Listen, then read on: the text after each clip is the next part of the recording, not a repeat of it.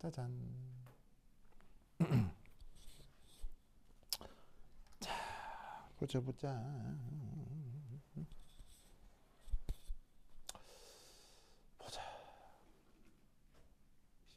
14, 15. 애들이 왔나? 오, 시험거스 하나 둘 셋 넷 소리 잘 들어가요? 하나 둘 셋 넷 둘 셋 넷 소리 잘 들어가요?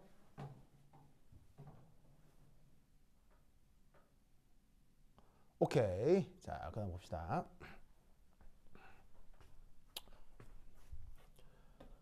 자, 그다음 해볼 거.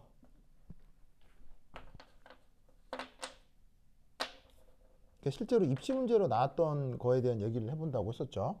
그게 바로 요겁니다. 이게 이제 문제로 아주 많이 나왔었어요. 자, 뭐냐. 자, 예를 들어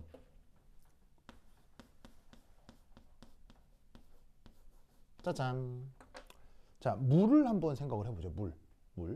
자, 그러면 물은 밀도가 얼마예요? 물의 밀도는 얼마예요? 바로 1g per 세제곱센티미터죠. 맞나요? 1g per 세제곱센티미터? 맞죠? 자, 그러면 이 말은 물이라고 하는 물질 1세제곱미터는 뭐냐면 1g에 해당한다. 맞죠?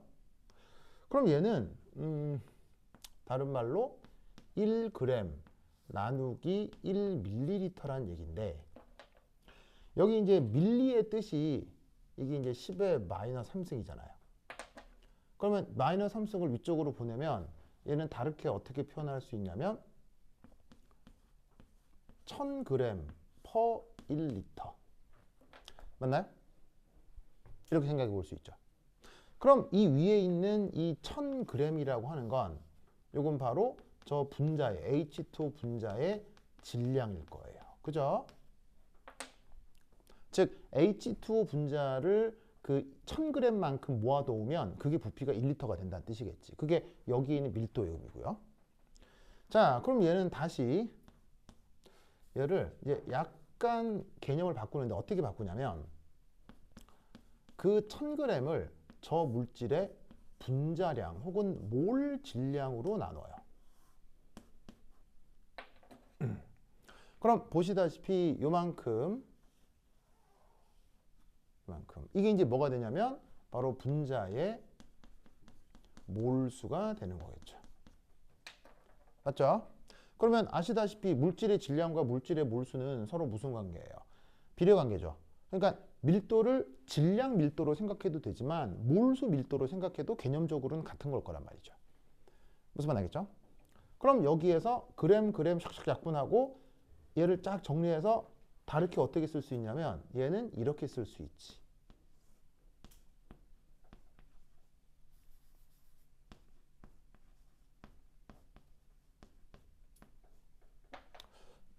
보이세요? 저렇게 써볼 수가 있다는 얘기예요. 맞나요? 그러면 이 말은 뭐냐면 H2O라는 분자를 끌어다가 걔를 1g만큼 모아놓으면 그게 1세제곱센티미터가 된다는 얘기인데, 그게 동일한 상황에서 어떻게 된다? 그 녀석을 1몰만큼 모아놓았을 때 0.018리터에 해당하는 것이다 라고 얘기할 수도 있다는 거죠. 뭔 말인지 알겠어요? 그러니까 즉 동일한 상황에 대한 다른 표현을 할 수 있다는 얘기예요. 그럼 이때 놀랍게도 여기에 있는 이 0.018은 자, 그러면 이때 이 B값 누구? 저 H2O의 B값은 실제로 어떻게 되느냐? 0.03리터 per 몰입니다. 누구에 대해? H2O 분자에 대해. 근데 지금 이렇게 계산한 0.018 그램 per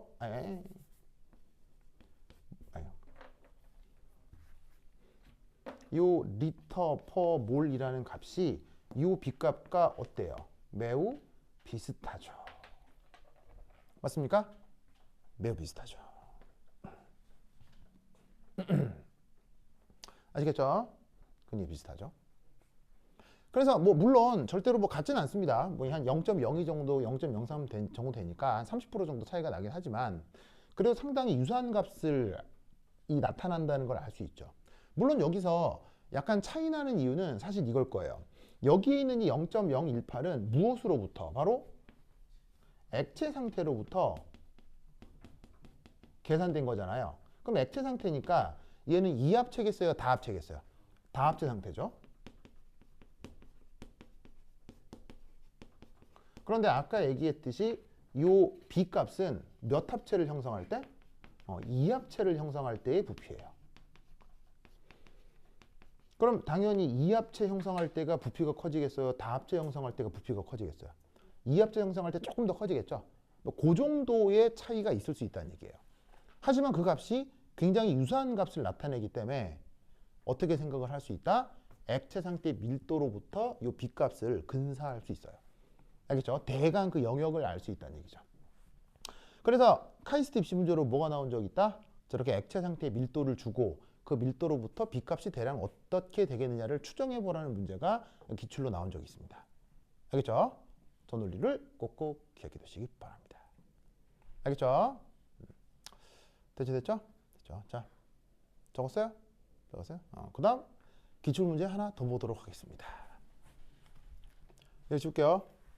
준다잉. 에이.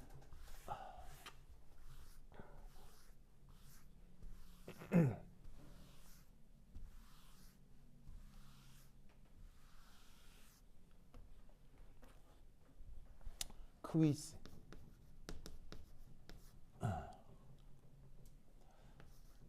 영도시 1ATM. 이 조건에서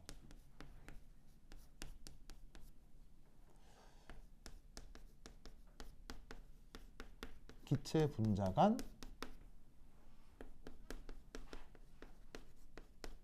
평균 거리는 어느 정도 될까요? 혹은 저 평균 거리를 구해낼 수 있는 개념을 설명해 보시오. 혹은 아이디어를 설명해 보시오. 라는 게 심층 문제로 나온 적이 있습니다. 어떻게 하면 될까요?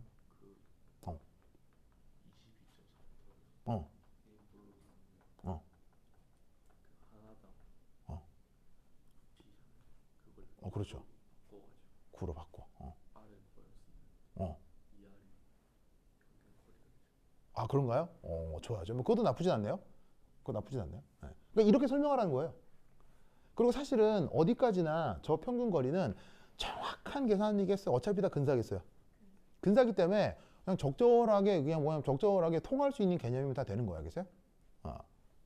그래서 사실은 또 활용할 수 있는 개념 중에서 mean free pass라는 컨셉이 있어요.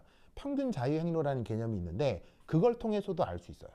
근데 이제 mean free pass는 아직 안 했기 때문에 그냥 그런 게 있나 보다 할 수 있는데 지금 mean free pass를 한 건 아니니까 지금 우리가 지금 생각한 분자 충돌 이론으로 뭐냐면은 이렇게 생각을 해볼 수도 있다는 거죠. 혹은 뭐 상태 변화 개념으로 생각을 해볼 수도 있다는 얘기죠. 그러면 떠오르는 아이디어가 있겠냐는 거예요.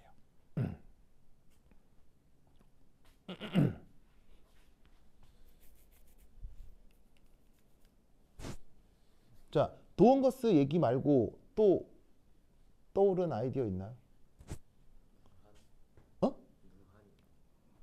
무한대로 멀다. 기체분자 길이는 무한대로 멀다. 민서 이렇게 막 던지지 말고. 진짜 우리 민서. 진짜 민서 너무해. 좀 아이디어를 좀 얘기해 줘 봐요. 그렇구나. 민서 고마워. 도망 안 가고 와줘서 고마워요. 고마워요. 진짜. 좋아. 자, 방금 도원이가 얘기했던 거는 그 영도씨 일기압이니까 그 유명한 부피 뭐예요? 유명한 부피 22.4리터 퍼 몰이잖아요. 그죠? 그럼 얘를 어쩌자는 얘기예요? 22.4리터 퍼 몰을 뭐로 나눠요? 아보가드로 수로 나눠요. 그럼 아보가드로 수로 나누면 이게 뭐냐는 거죠? 기체 한 개당 점유 부피가 되는 거죠. 맞죠? 그럼 기체 한 개당 점유 부피고, 그럼 얘를 뭐 3분의 4 파이 R 3승으로 바꾸면 그 점유 부피에 대한 반지름이 되겠죠. 여기 이제 그 점유 영역을 9로 가장하자는 얘기예요. 그럼 점유 영역의 반지름이 될 거고, 그러면 얘는 컨셉적으로 자, 어떤 분자가 있고 어떤 분자가 있는데 요 녀석의 점유 영역들이 각각 있을 거란 말이에요.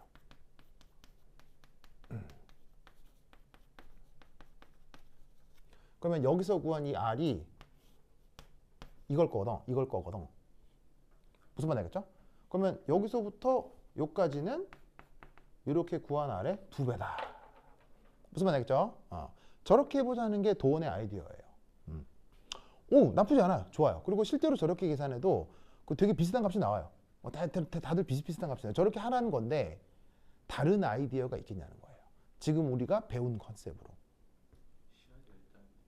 시연이가 있다고? 그래요? 시연이가 있대요? 아무 말도 안 했는데요? 그래요? 자, 뭐냐? 자, 이 아이디어는 알겠죠? 그러니까 보통 학생들이 많이 대답하는 게 이거예요. 근데 이렇게 해도 된다는 얘기죠. 자, 썼어요? 지운다? 지워도 되겠어요? 이거 있는데. 내가 말씀드리고 싶은 아이디어는 이겁니다. 하필 이걸 했으니까. 자. 밑에다 그래야지.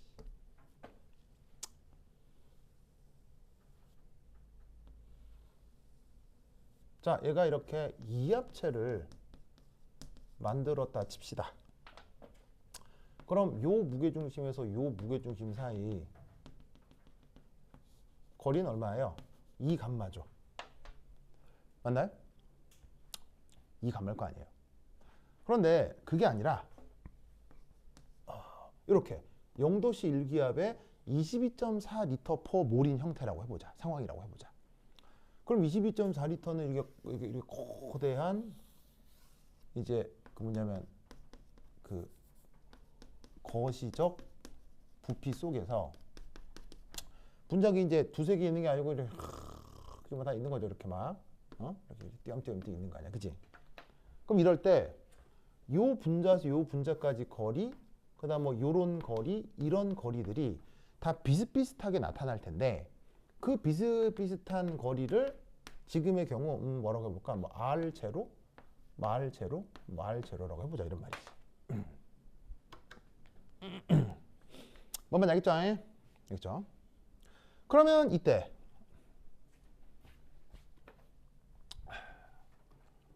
이 감마 혹은 여러분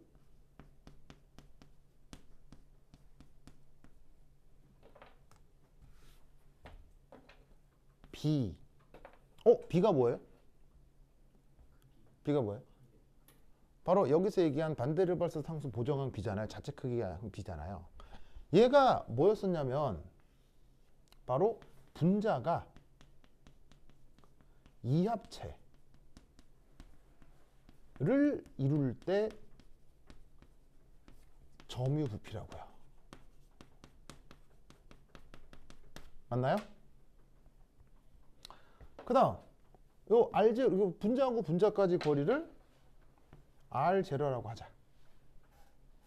그러면 이때 거시적으로 나타나는 부피는 22.4L per 몰이잖아요. 맞죠? 그러면 요거 사이에 무슨 수리적 관계가 나타날까요?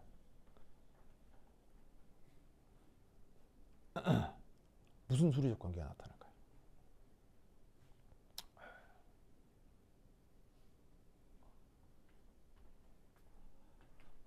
버르버르버르버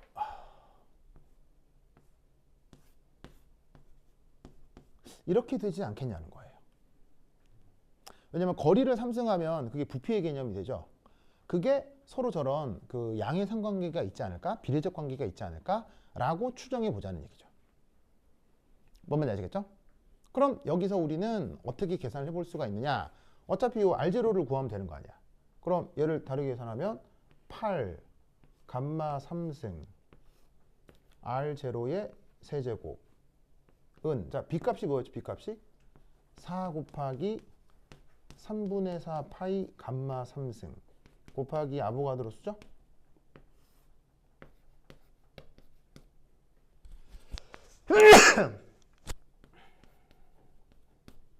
됐죠? 물론 어디까지나 이건 근사적 계산이에요. 오! 근데 이때 놀라웠게도 짜잔 짜잔 약분되네요. 그죠? 그럼 여기에 있는 이 감마 3승 아니 이거 R0 3승 이거잖아. 그럼 이 R0 3승을 어떻게 표현할 수 있느냐? 자, 여기 지워도 되겠어요? 이거 하나 갖다 있으니까 지울게요.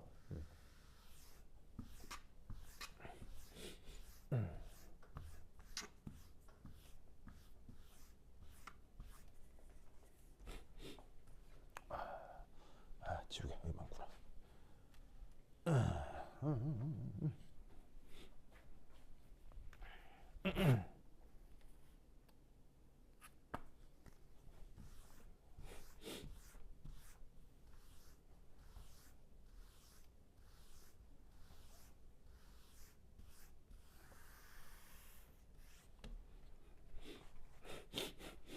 자, 그럼 제 여기서 이쪽으로 보내고 이렇게 하면 되니까 이렇게 하면 되겠네요. 자, R0는 이렇게 보내고 이렇게 보면 되니까 8 곱하기 22.4 리터 퍼 몰 나누기 4 곱하기 3분의 4 파이 한 다음 NA가 뭐죠? NA가? 아보가드로 쓰잖아요. 그러니까 아보가드로 쓰면 값이 얼마예요? 6.02 곱하기 10의 23승이죠. 맞습니까? 그리고 아보가드로스의 단위는 뭐예요? 아보가드로스의 단위는 몰의 역수죠. 그래서 여기에 있는 이 아보가드로 수를 이렇게 바꿨어요. 됐죠? 자, 그러면 단위를 보면 몰 역수 약분이 되겠죠. 그리고 뭐가 나와요? 리터 단위가 남잖아요. 그럼 리터 단위를 이렇게 볼 수 있나요? 곱하기 한 다음에 10의 마이너스 3승하고 미터 3승 퍼 리터. 자, 저렇게 바꿔도 되죠. 왜냐하면 1000리터가 1세제곱미터잖아요. 그러면 부피가 리터로 나올 텐데 그걸 1000으로 나눠버리면 뭐가 나온다는 얘기예요? 미터 3승이 나온다는 얘기죠. 그러면 단위가 약분 되고 단위가 뭐만 나와요? 미터 3승만 나오죠. 그걸 3승근 루트를 해주는 거예요. 알겠죠? 그러면 어떤 미터 단위가 나올 건데 그러면 이때 값이 뭐가 나오냐? 그럼 여기 나와 있는 거 계산하면 될 거 아니에요? 계산하면 대략 이렇게 됩니다. 저 정도 계산이 됩니다. 자, 어차피 정확한 계산이에요? 러프한 계산이에요? 굉장히 러프한 계산이거든요. 대강하는 계산이거든. 그러면 제가 아까 그 도원이가 얘기했던 거하고 값 차이는 큰 차이는 없죠. 같은 건 아닌데 값 차이는 또 그렇게 크게 차이도 안 나요. 비슷한데 저런 식으로 추정을 해볼 수도 있다는 얘기죠. 그러면 우리가 앞에서 했던 그 충돌 모델을 그대로 도입해서 표현할 수도 있는 거고 활용할 수도 있는 거고요. 알겠죠? 그러면 여러분 1에서 10나노미터 정도가 어느 정도의 크기일까요? 1에서 10나노미터의 크기. 이게 얼마나 크고 얼마나 가까운 거릴까요? 1에서 10나노미터. 이게 어느 정도냐면 이거예요. 분자 한 개 크기 얼마일까요?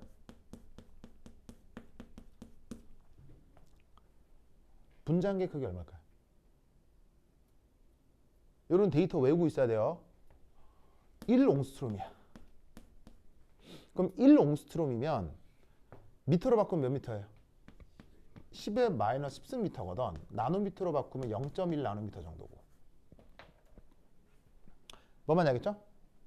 그러면 분자 하나의 크기를 0.1 나노미터라고 하면 나노는 10의 마이너스 9승인 건 알죠? 저 1에서 10 나노미터라고 하는 건 기체 분자가 한 개가 있을 때 그 다음 자기 크기의 10배쯤 가면 또 다른 기체 분자가 있다는 거예요. 자기 크기 한 수십 배 정도 지나가면. 그러니까 뭐냐면 이게 0도씨 일기압이면 특별한 조건이에요. 우리가 경험하는 조건이에요. 우리가 경험하는 조건이잖아. 이런 데서 우리가 숨도 쉬잖아. 숨을 쉴 때 내가 호흡을 할 때 내 코로 들어오는 이 대기 중에 기체가 어떤 기체가 들어왔을 때 그 다음 그 기체 크기의 10배 정도 떨어진 거리에서 또 다른 기체가 또 들어오고 있는 거라는 얘기예요. 무슨 말인지 알겠죠? 그렇죠? 그래서 저런 것을 뭐냐면은 계산을 통해서 대략 추정해 볼 수 있다는 뜻입니다. 알겠죠? 그러면 여러분 우주 공간에서는 이걸 계산하면 값이 어떻게 될까요? 우주 공간에서는. 자, 우주 공간에서는 뭐가 극단적으로 작아요? 우주 공간에서는. 바로 여기에 있는 얘가 극단적으로 작을 거 아니에요? 그럼 여기서 뭐가 엄청 커지겠어요? 이 값이 엄청 커지겠죠? 22.4리터가 아니라 그 1기압이 아니라 0.00001기압이면 저 1몰의 부피가 막 수백 리터로 계속 커질 거 아니야. 그럼 그걸 놓고 계산을 하면 어떻게 되느냐? 우주 공간에서는 이 거리가 대략 수 센티미터에서 1미터 정도 돼요. 1미터. 그래서 우주 공간에서는 만약 우주 공간에 이렇게 낙오가 됐다. 그럼 죽는 거죠. 뭐 죽는 건데 거기서 내가 기체를 받아들인다. 그럼 호흡을 통해 기체를 받아들이면 그 다음 기체를 받아들이기 위해서 내가 1미터만큼 움직여 가야 돼. 그리고 그 다음 기체 문제가 있는 거야. 그게 우주 공간. 무슨 말인지 알겠죠? 그러니까 우주라고 하는 건 물질 밀도가 높다 낮다? 극도로 낮은 공간. 알겠죠? 그래서 그런 공간의 비교를 이런 계산을 통해서 생각해 볼 수 있다는 거죠. 알겠죠? 근데 교수들 중에는 이런 걸 묻는 사람도 있을 수 있어요.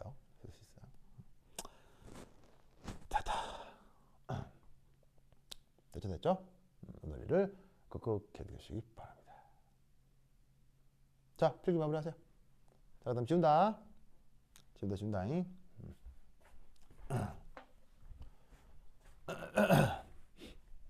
자, 여기 지울게요. 그래서 지운다. 그래서 지울게요. 오이씨.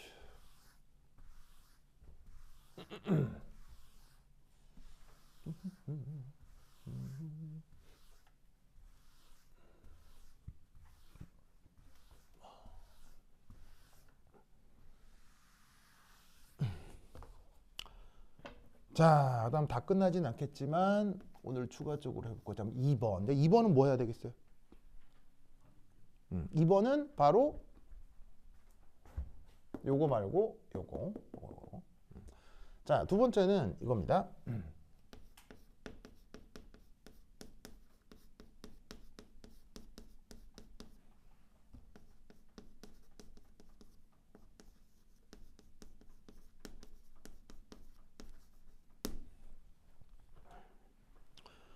A. 자, 반대를 봤을 상태 방정식은 그리고 이제 이거 하기 전에 맨 처음에 그 이상기체 상태 방정식 PV는 nRT. 자, 얘는 그 경험해 봐서 알겠지만 계산 문제 많아요, 저거에. 어마어마하잖아요. 전 세계에 있는 계산 문제 다 끌어보면 한 5만 개쯤 될 걸? 막 엄청나죠. 그래서 막 이렇게 계산하고 하는 문제 있었을 텐데, 여러분 반대를 봤을 상태 방정식과 관련된 계산 문제 시험에 낼 수 있을까요? 절대 못 낼까요? 계산 문제 내기 매우 곤란합니다. 왜죠? 이건 계산 문제 내기가 매우 곤란합니다. 왜일까요?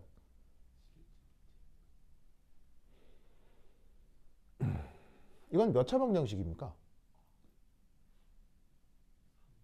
3차 방정식이라는 거 알겠어요? 왜냐하면 부피의 제곱이 요 분모 쪽에 있잖아요. 그럼 얘를 다항 방정식으로 통분을 해보려면 이 v 제곱을 양변에 곱해야 될 거 아니야. 그럼 v 제곱 곱해서 샥샥 없애면 이렇게 딱 가로 풀면 v 3승이 나오겠지. 얘는 뭐가 나오냐면 기본적으로 3차 방정식이 편리하게 풀려야 계산 문제가 뭐냐면 의미가 있는 방정식이라고요. 그러면 입시 과정에서나 아니면은 시험 문제에 3차 방정식을 능수능란하게 푼다. 이거 되겠어요? 곤란해요? 곤란하죠. 그러니까 저 반대를 발사 상태 방정식은 계산 문제는 거의 나올 수가 없어요. 그러면 계산 문제가 아니라 그럼 뭐가 나오겠어요? 이런 식의 수식의 의미를 설명하라가 시험 문제의 주예요.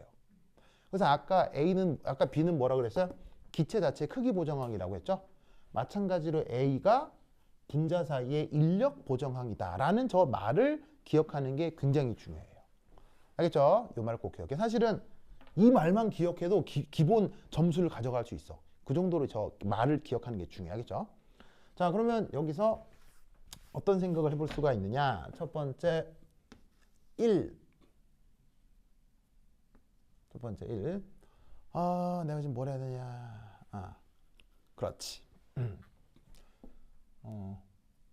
분자 간 인력 때문에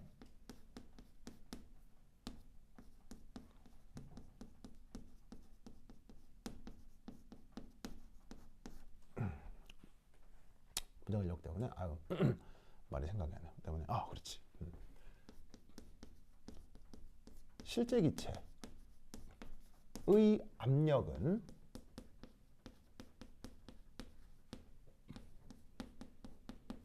이상기체적 예측보다 커질까요? 작아질까요? 커진다, 작아진다. 뭘까요?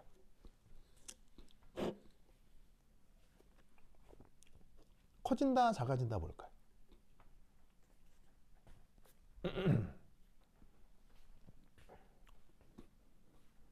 커진다, 작아진다. 저기 넣는 거 커진다, 작아진다. 자, 주시, 시형, 주시, 시형, 도운. 자, 뭘까요?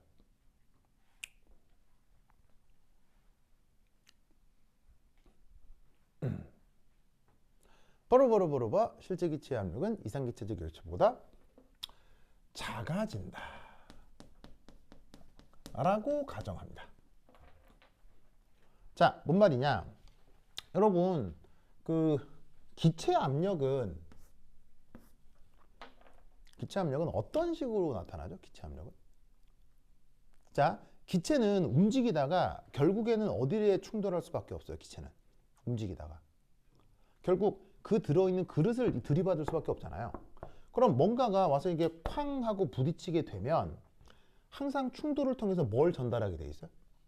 충돌을 통해서 이렇게 충격을 주게 돼 있잖아요. 그럼 그 충격을 뭐냐면 충격을 이게 단면에 대해서 나누면 압력 현상이 되는 거라고요. 그러면 이 벽 바깥에 있는 사람, 바깥에 있는 관찰자 입장에서는 벽에 이렇게 손을 딱 대봤더니 뭔가 땡땡하게 미는 느낌이 날 거 아니야. 아, 그게 기체가 주는 압력이다 이런 거지. 무슨 말 알겠죠? 그러면 이제 내가 원래 기체 분자인데 막 달려가가지고 이 벽을 이렇게 10N쯤으로 이렇게 딱 때릴 예정이야. 충돌해야지 이러고 있는데 갑자기 또 다른 기체 분자가 뒤에 나타나서 갑자기 얘가 우리는 실제 기체잖아 하면서 나를 막 땡겨 1N으로. 그럼 나는 원래 10N으로 들이받을 예정이었는데 뒤에서 1N으로 땡기면 나는 여기 얼마나 밖에 충돌이 안 돼? 9N으로 밖에 충돌이 안 되겠지. 뭔 말인지 알겠어요?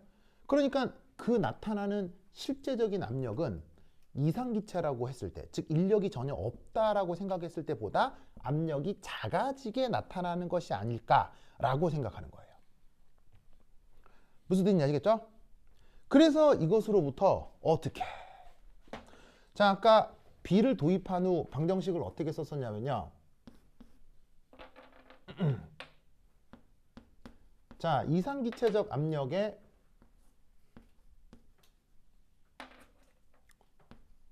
실제 기체 부피에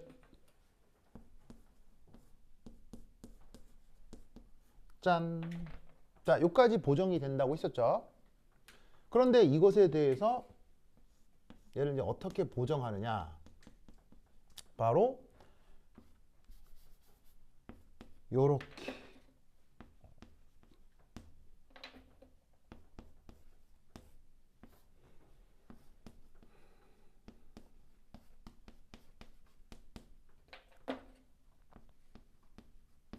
자, 여기에 있는 요 값이 뭐냐면 실제 측정되는 기압인 거예요. 그것이 이상기체적으로 예상됐던 압력에 요런 관계가 있다고 생각하는 거죠. 바로 요렇게 뭔가가 더해져야 한다.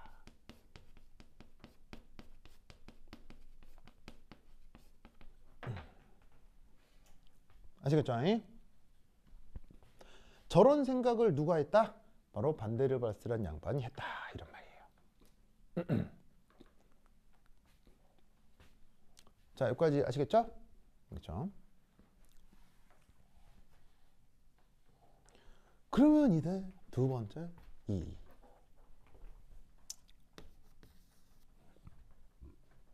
두 번째는 뭐냐?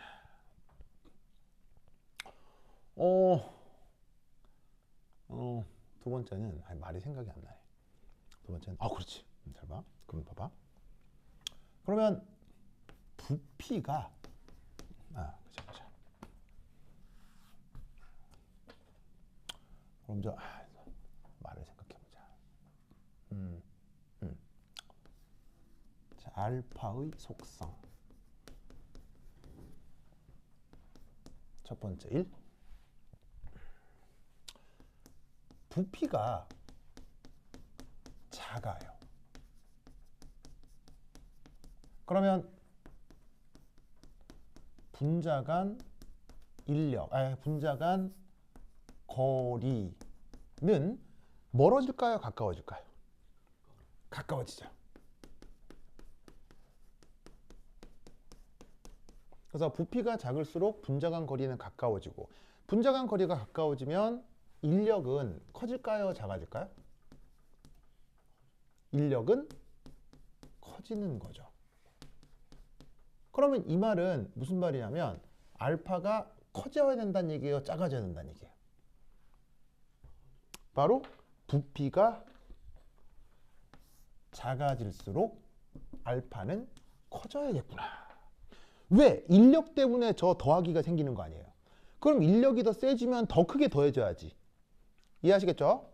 그러면 저 첫 번째 저 생각을 수식으로 표현하면 뭐겠어요? 저 첫 번째 생각을 수식으로 표현하면 바로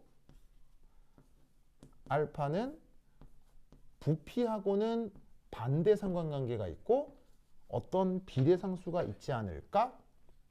라고 생각을 하는 거예요. 그 비례상수를 A로 정한 거고요. 여기에 있는 이 N이라고 하는 지수 있죠? 이 녀석은 실험적으로 결정해 주는 거예요.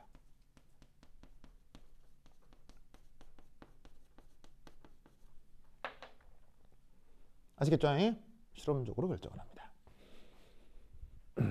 자, 왜냐하면 이게 1이어도 2이어도 3이어도 4이어도 이게 작아지면 이게 커지는 거 아니에요? 그죠? 그러니까 이게 몇 차인지는 지금 당장 알 수는 없어요.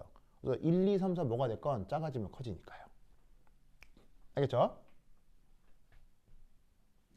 자, 그런데 이때 여기서 우리는 어떤 생각을 할 수 있냐면 이겁니다. P와 부피. 자, 얘가 압력이고 얘가 부피잖아요. 압력과 부피와 부피 사이 N 홀수 차수 함수 관계여야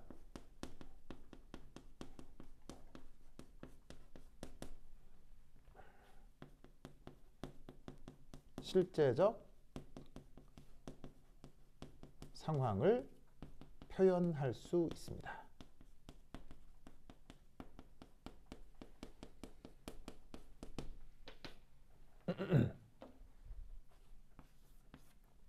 이거 무슨 말인지 알겠어요?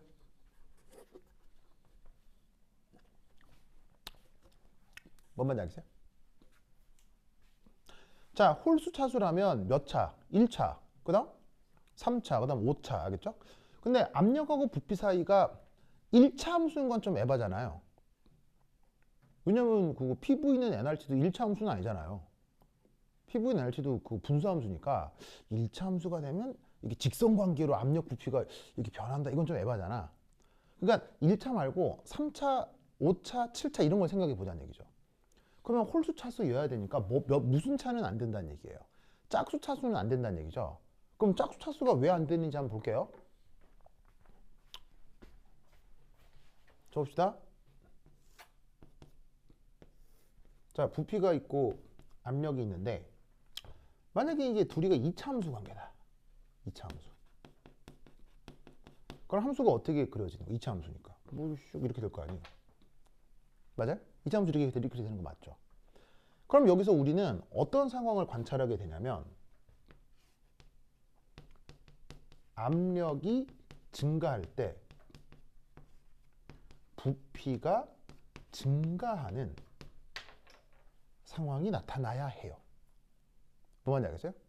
그럼 여러분 근데 세상 어떤 물질도 압력이 증가할 때 부피 증가하는 거 있어요, 없어요? 자, 압력, 자, 확 밟았는데 더 커져. 막 그런 거 있어, 없어요? 아, 상태 변화?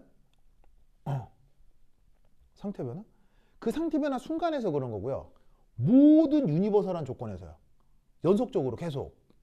뭐 어떤 특수한 조건에서 보통 이제 예를 들면 물이 얼음이 될 때 약간 부피가 커지긴 하죠. 근데 그것도 그 순간에서 그런 거고요. 자, 고체가 됐는데 액체 상태인데 그 상태에서 막 밟았는데 부피가 더 커져. 그런 거 있어, 없어요? 이러면 안 된다는 얘기죠. 여러분 아시겠죠? 그럼 마찬가지로 4차. 그럼 그래프가 이렇게 될 거 아니에요. 역시나 이런 데가 설명이 안 된다 이런 말이죠. 무슨 말씀인지 아시겠죠? 그러면 이때 4차가 아니라 자 그럼 이제 여기 지울게요. 여기 지운다, 여기 지운다. 자 여기 요 얘기까지만 하겠습니다. 그럼 예를 들어서 압력하고 부피 사이에 그럼 예를 들어 3차라고 하자. 그럼 여러분 3차 그래프는 어떻게 돼요? 이렇게 되잖아, 그치? 그 다음 5차.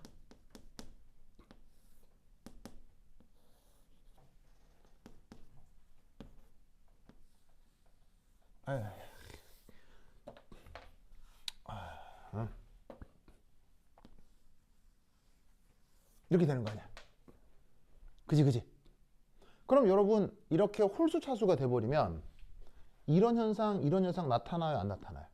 안 나타나지. 여기서는 어떻게 되냐면 저런 식의 아주 고압 조건에서 압력 증가하면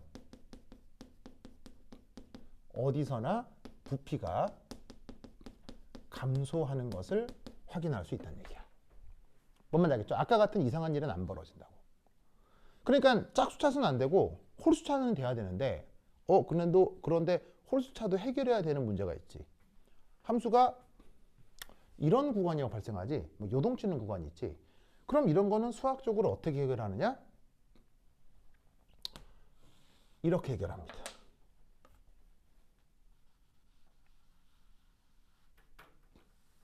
홀수차수에 그 뭐냐면은 요동치는 구간을 요동치는 함수를 그대로 빗대어 사용하는 게 아니라 그 구간을 이런 식으로 상수함수로 불연속적으로 만들어줍니다.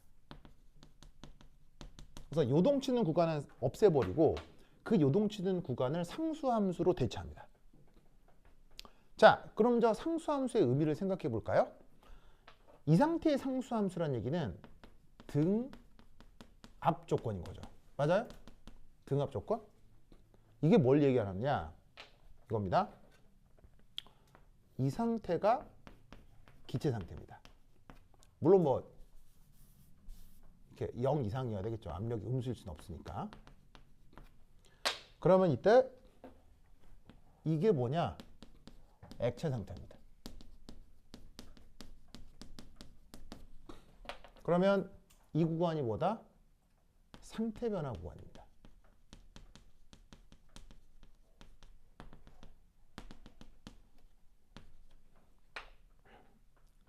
그러면 상태 변화 구간에서 어떤 일이 벌어져요? 자, 압력이 일정할 때 부피가 불연속적으로 확 줄어버리죠. 뭐냐면 이거예요. 예를 들어서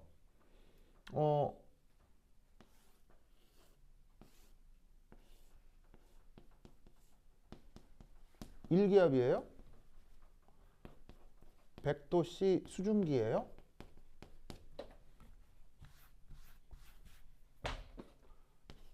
그런데 이때 상태 변화가 되면 100도씨 물로 1기압 유지한 상태에서 이렇게 될 수 있어요? 이거 안 돼요. 되잖아요.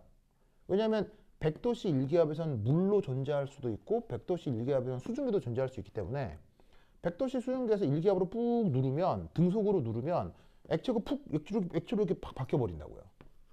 그럼 어떤 일이 벌어지냐면 등 앞 조건에서 이런 식으로 급격한 부피 변화 일어나죠?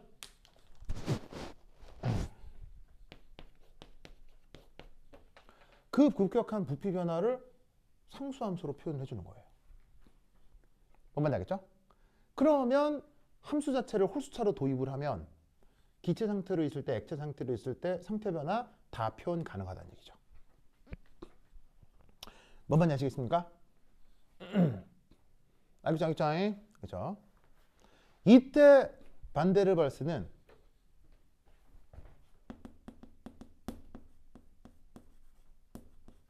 이중 수리적으로 가장 간단한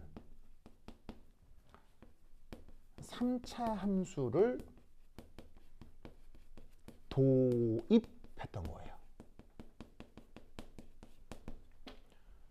자, 홀수 차수는 홀수 차수였는데 그 중에 수리적으로 가장 간단한 3차 함수를 도입한 게 반데르발스의 가정이라는 얘기예요. 왜 반데르발스는 가장 간단한 3차 함수를 도입했을까요?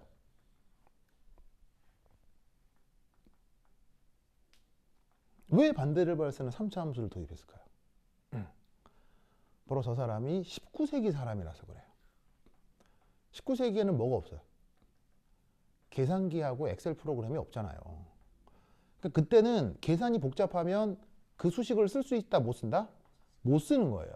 그러니까 그때 한계로 계산이 간단한 것으로 개념만 저렇게 제시를 하는 거예요.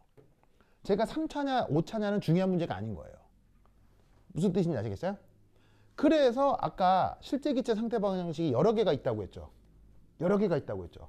여러 개가 있다는 게 어떻게 여러 개가 있냐면 반데르발스는 이건 3차로 근사했는데 다른 방정식 중에는 5차, 7차로 근사한 방정식들이 있어요. 이게 5차나 7차로 근사하면 조금 더 예쁘게 나와요. 조금 더 예쁘게. 하지만 현대 이 기술 발전에서 쟤를 5차로 정한다, 7차로 정한다가 어떤 아이디어적 개념적으로 큰 차이가 있는 거예요? 개념적으로는 차이가 없는 거예요. 개념적으로는 차이가 없기 때문에 학교에서는 3차로 규정된 반데르발스만 배우는 거예요. 뭔 말인지 알겠습니까? 그래서 N은 2, 4, 6 짝수여야 하는 거예요. 이게 지금은 2조. 2니까 통분하면 뭐가 나와요? 3차가 나오는 거죠. 즉 반데르발스는 여기를 2차로 잡은 거예요. 그래야 통분하면 3차가 되니까요. 그러면 또 다른 실제 기체 상태 방정식은 여기가 뭐가 있다는 얘기예요. 여기가 4가 있어. 4. 그럼 4면은 통분하면 뭐가 나오겠어? 5차가 나오겠죠? 즉 이 자리가 뭐가 돼야 돼? 2, 4, 6, 8이 돼야 되고 그 중에 반데르발스는 가장 간단한 2로 잡은 거예요. 무슨 말 알겠죠? 그래서 반데르발스라는 사람이 저기를 왜 하필 수없이 많은 차수 중에 하필 2차로 정했느냐. 저런 실제적 현상 때문에 그렇습니다. 무슨 말 알겠죠? 논리를 꾹꾹 기억해두시기 바랍니다. 오케이, 됐다. 자, 그 다음 이 알파에 대한 얘기가 여기서 끝나느냐? 아닙니다. 네. 더 중요한 얘기가 있습니다. 아까 그 뭐가 있었냐면 보호란다. 그 보일 온도라는 게 있었죠. 그 보일 온도를 저 녀석으로 표기할 수 있습니다. 무슨 말 알겠어요? 보일 온도를 저 컨셉으로 설명을 할 수가 있는데 그게 또 최근 입시에 많이 나옵니다. 좀 어려운 문제로. 그 내용 보다 다음 시간에 보도록 하겠습니다. 오케이, 됐다. 그럼까지 다음 시간에 만나요. 안녕. 그 이번 주 학교 가골랑 학교에서 뭐 하는지 나한테 얘기 좀 해줘야겠죠? 그래야 또 여러분들 필요한 거 내가 만들지. 오, 그래요. 주씨, 시영, 또 다음 시간 만나요. 안녕. 오, 고마워요.